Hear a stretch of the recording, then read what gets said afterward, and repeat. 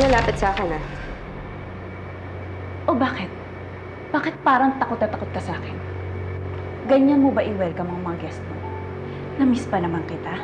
Go ahead and convince me with your good acting. Baka bigyan kita ng award. Yan. Isa pa yan sa mga na-miss ko. Yung lumalaban ka. Napaka-boring kasi ng buhay pag walang kagaya mo. Nananahimik na ako. Ayoko ng gulo. Sino bang hindi? Nakita kita minsan. Bumalik ka pa. Hindi ko naman alam na sandali ka lang mananahimik. Let me guess. Na-insecure ka na magkakaanak na kami ni Ro. Kaya nagpabuntis ka rin. Wala akong dapat ipaliwanag sa'yo. Sandali lang. Medyo confused ako eh. Namatay si Austin. Umalis ka. Inakala ng lahat na yun yung paraan mo para makalimutan lahat na nangyari dito sa Pilipinas. Yan ba rin ang paraan mo para kalimutan mo ang anak niyo ni Ron sa pamamagitan ng paggawa mo ng panibagong anak? You know what, in the first place? Ano bang pakialam mo? Engaged kami ni Angelo. At kung gusto kong magpabuntis, pwede kong gawin yun. Oh, talaga? Si Angelo ang ama ng anak mo. Totoo ba yung sinabi mo? Na si Angelo talaga ang ama ng batang yan? Oo, bakit? Anak namin to ni Angelo. Pwede ba umalis na kayo? Trespassing kayo? Nananahimik na kami. Pilit na namin kayong kinakalimutan, kaya pwede ba yun na rin gawin mo? Ano naman pala, Georgie? Umalis na tayo dito. Gusto ko lang naman maniguro, Emma. Kasi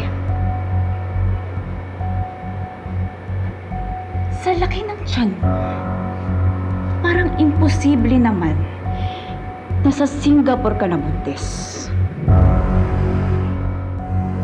Wala kang pakialam.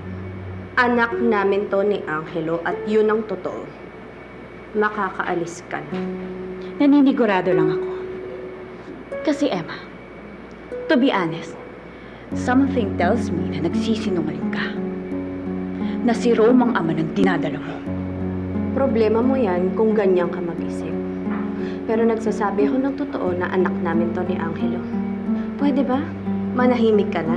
At patahimikin mo na rin kami. Alam mo, sana kasi hindi na kayo bumalik na Pilipinas. Ilabas mo nga tong kaibigan mo. Trespassing kayo eh. Anong ginagawa mo dito, ah? Ang lakas talaga niyang pang-amoy mo, no? Meron lang akong gustong malaman. Ano yun? Anak mo ba talaga yung batang yan? Get out! Get out! Hindi na dapat kayo pumunta pa rito. Ano ba? Bitawan mo nga ako! Ano? Ano yun? Andito na naman yung demonyang babae na yan? Ha?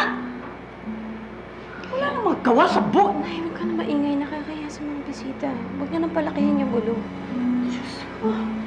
Okay ka lang, Bes? May ginawa na naman ba sa'yo yung hype na yon? Wala. Tatanong lang kung anak ba talaga daw to ni Angelo.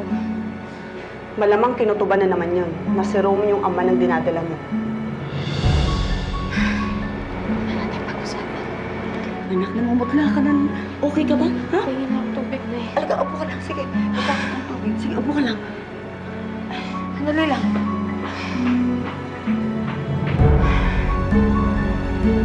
Nino! Saan ka nagpunta tayo? Bitawan na ako! Angelo, tama na nga yan. Hindi mo ba nakikita buntis si Georgia? Baka mapano pa yan eh. Umalis ka na dito bago pa magdilim ang paningin ko. Makalimutan ko buntis ka. Ikaw ba ang ama ng anak ni Emma? Oo, ako ang ama. Hindi kay Rom yun, kaya umalis ka na. Okay. Naniniwala ako na anak mo yun, Angelo.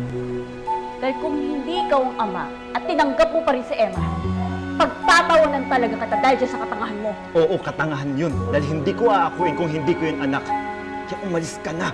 O Georgia, si Angelo naman pala yung ama eh. Patahimikin mo na sila. Tara na. Mabuti na yung malinaw. Matatahimik na rin ako. Good luck na lang sa inyo. At please lang, Angelo. Ngayon nasa iisang bansa na ulit tayo. Pwede ba? Bantayan mong mabuti si Emma. isipin mo na lang na sobrang mahal ni Emma si Rome noon. Oo, narinig kita, hindi ako bingi. Umalis na kayo. Sige na!